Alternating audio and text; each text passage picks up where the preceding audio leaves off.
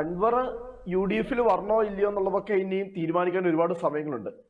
U D F അതിന്റെ അകത്ത് ഒരു തീരുമാനത്തിലേക്കൊന്നും എത്തിയിട്ടുമില്ല.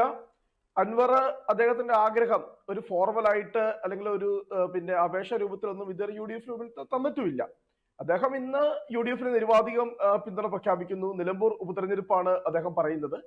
അപ്പോൾ അതൊക്കെ ഇനിയും വരും ദിവസങ്ങളിൽ സംസാരിക്കേണ്ട കാര്യമാണ്. അത് ഇന്ന് ബഹുമാനപ്പെട്ട പ്രതിപക്ഷ നേതാവ് തന്നെ പറഞ്ഞിട്ടുണ്ട്. യു ഡി എഫിന്റെ ചെയർമാനായിട്ടുള്ള ബഹുമാനപ്പെട്ട ശ്രീ വി ഡി സതീശൻ തന്നെ പറഞ്ഞിട്ടുണ്ട്, ഇത് ഒറ്റയ്ക്കെടുക്കേണ്ട ഒരു തീരുമാനമല്ല. യു ഡി എഫിലുള്ള എല്ലാ ഘടകകക്ഷികളുമായും അതിനു മുമ്പ് കോൺഗ്രസിനകത്ത് ഒരു സമവായം എത്തേണ്ടതുണ്ട്. അപ്പോൾ അതിന് ഇനിയും സമയമുണ്ട്. പക്ഷെ ഇവിടുത്തെ പ്രസക്തമായ കാര്യം എന്ന് പറയുന്നത് അൻവർ യു ഡി എഫിലേക്ക് നാളെ വരുമോ ഇല്ലയോ എന്നുള്ളതല്ല ഇവിടെ നമ്മളിപ്പോൾ ചർച്ച ചെയ്യേണ്ടത്. എങ്ങനെയാണ് അൻവർ അദ്ദേഹത്തിന്റെ MLA സ്ഥാനം രാജിവെച്ച് ഇപ്പോൾ പുറത്തു വന്നത്? ആ രാഷ്ട്രീയമാണ് ഇന്ന് ഇവിടെ ഏറ്റവും പ്രസക്തമായിരിക്കുന്നത്. കാരണം നമുക്കറിയാം, അദ്ദേഹം CPM-ന്റെ പിന്തുണയോടുകൂടി സ്വതന്ത്രനായി അദ്ദേഹം ജയിച്ച് നിയമസഭയിൽ വന്നു.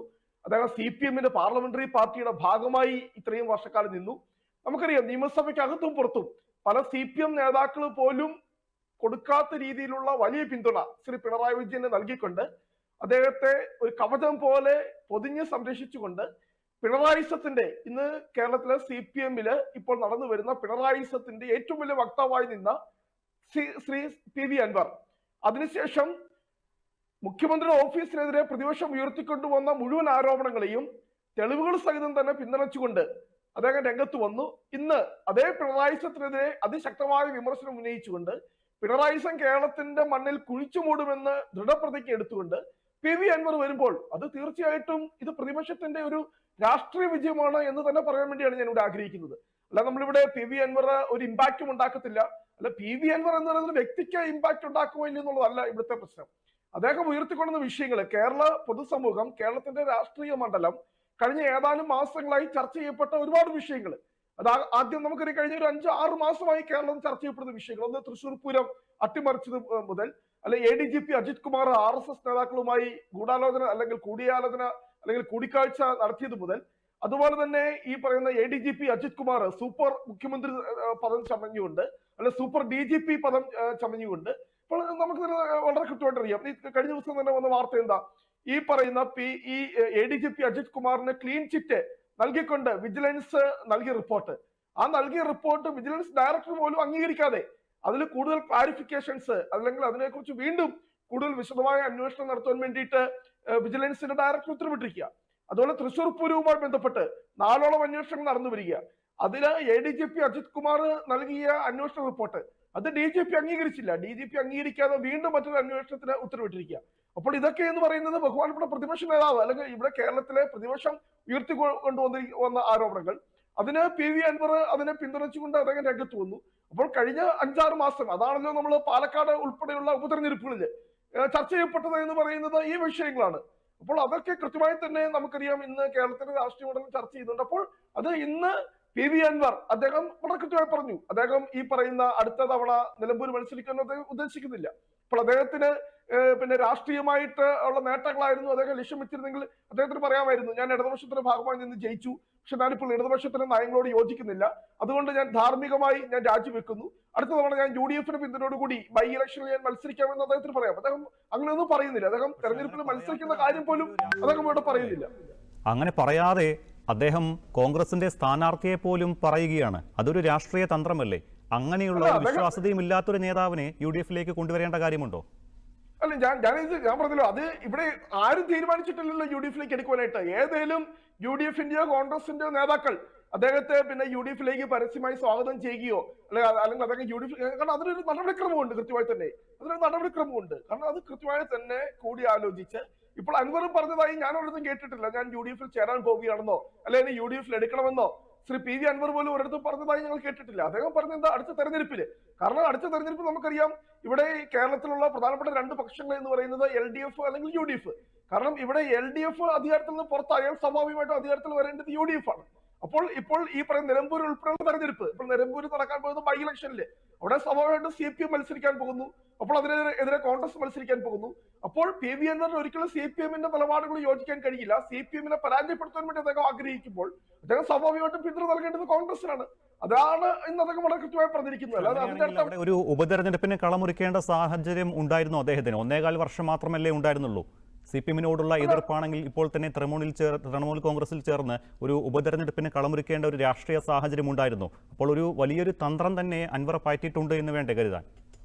അല്ല, ഞാൻ മനസ്സിലാക്കുന്നത് അതിന്റെ അകത്തൊക്കെ ഇപ്പൊ അൻവറിന് ഇപ്പോൾ തൃണമൂൽ കോൺഗ്രസിൽ ചേരണമെങ്കിൽ അദ്ദേഹത്തിന് ഇനിയും കേരള നിയമസഭ അടുത്ത മാർച്ച് ഏപ്രിൽ മാസം വരെയുണ്ട്.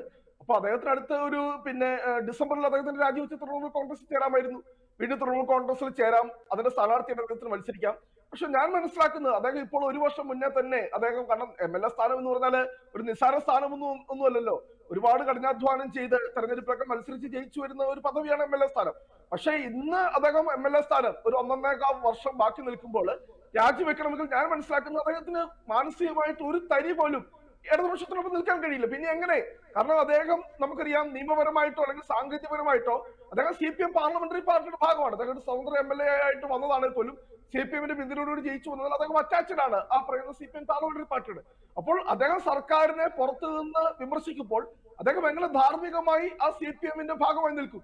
അതാണ് അദ്ദേഹത്തിന് മുമ്പിലുള്ള വലിയൊരു പ്രശ്നം എന്ന് പറയുന്നത്. അപ്പോൾ ഞാൻ മനസ്സിലാക്കുന്നത്, കാരണം അദ്ദേഹം CPM-ന്റെ പിന്തുണയോട് കൂടി അതൊരു കൃത്യമായ നിലപാട് തന്നെ ഞാൻ അതിനെ അംഗീകരിക്കുന്നു. കാരണം ഒരു പാളയത്തിൽ നിന്നുകൊണ്ട് ആ പാളയത്തിനെ വിമർശിക്കുക, അല്ലെ ആ പാളയത്തിൽ അകത്ത് നിന്നുകൊണ്ട് തന്നെ അതിനെ വിമർശിക്കുന്നതിനേക്കാൾ നല്ലത് എന്ന് ഞാൻ മനസ്സിലാക്കുന്നത്. കാരണം കയ്യിലുള്ള അധികാര പദവികളൊക്കെ ഉപേക്ഷിച്ചിട്ടാണല്ലോ അതിനകത്ത് പുറത്തു വരുന്നത്. അതൊരു നിലപാട് തന്നെയാണ്. കാരണം ഇപ്പോൾ തൃണമൂൽ കോൺഗ്രസിൽ ചേരാനായിരുന്നെങ്കിൽ അദ്ദേഹത്തിന് ഇപ്പോൾ ഓടിപ്പോയി ചേരേണ്ട കാര്യമില്ലെന്നാണ് ഞാൻ പറഞ്ഞു വരുന്നത്. കാരണം അദ്ദേഹത്തിന് അടുത്ത് ഈ പറയുന്ന ഡിസംബറിലോ അല്ലെങ്കിൽ നിയമസഭാ കാലാവധി ഒരു 3 മാസം ബാക്കി നിൽക്കുമ്പോഴൊക്കെ അദ്ദേഹം ചെന്നാലും അദ്ദേഹം തൃണമൂൽ കോൺഗ്രസിലേക്ക് എടുക്കും, അതിനകത്ത് ഒരു സംശയമില്ല. ഇപ്പോൾ അദ്ദേഹം എടുത്ത നിലപാട് അദ്ദേഹം വളരെ കൃത്യമായി തന്നെ ദിവസം എണ്ണി തന്നെ പറയുന്നുണ്ട്. ഇനി 462 ദിവസം കൃത്യമായി തന്നെ പറയുന്നു. കേരളത്തില് പിണറായി വിജയൻ സർക്കാരിന്റെ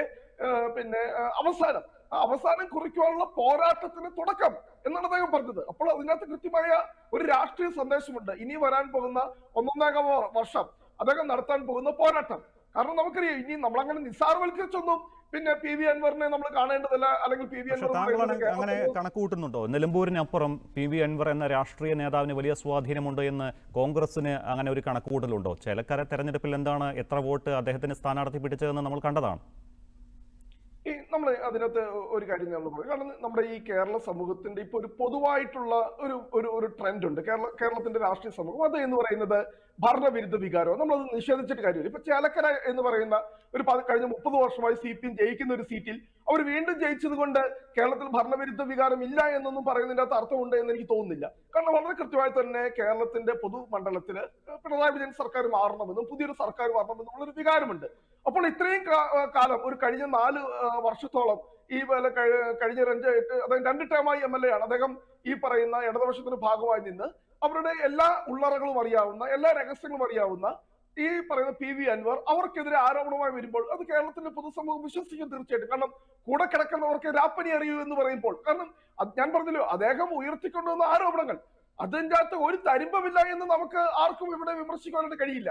കാരണം ഞാൻ അതിന്റെ ഭാഗമായിട്ടാണല്ലോ പറഞ്ഞത്. ഇപ്പോൾ RSS-മായി നടത്തിയ കൂടിക്കാഴ്ച ADGP അജിത് കുമാർ, അത് അവസാനം എന്ത് ചെയ്തു? അജിത് കുമാറിന് തന്നെ സമ്മതിക്കേണ്ടി വന്നു. RSS നേതൃത്വവുമായി ഞാൻ കൂടിക്കാഴ്ച നടത്തി, ഞാൻ കണ്ടു എന്ന് അദ്ദേഹത്തിന് തന്നെ ചർച്ച ചെയ്യേണ്ടി വന്നു. പക്ഷെ എന്താണ് ചർച്ച ചെയ്തത്? ഇനി അതിന്റെ ഉദ്ദേശ സൃഷ്ടി നല്ലതായിരുന്നെങ്കിൽ, ഏതെങ്കിലും ഒരു നല്ല ഉദ്ദേശത്തോടു കൂടി ആയിരുന്നു ഈ പറയുന്ന ADGP അജിത് കുമാർ RSS നേതൃത്വത്തെ കണ്ടതെങ്കിൽ എന്താണ് സംസാരിച്ചത് എന്ന് പറയാനുള്ള മാന്യത കാണിക്കണം. ഇതുവരെ എന്താണ് അവിടെ ചർച്ച ചെയ്തത് എന്നതിനെ കുറിച്ച് ഒരു വാക്കുപോലും പറയാത്തപ്പോൾ അതിനകത്ത് എന്തോ നിഗൂഢതയുണ്ട് എന്ന് സംശയിക്കുന്നതിനകത്ത് നമുക്ക് പറയാനായിട്ട് കഴിയില്ല.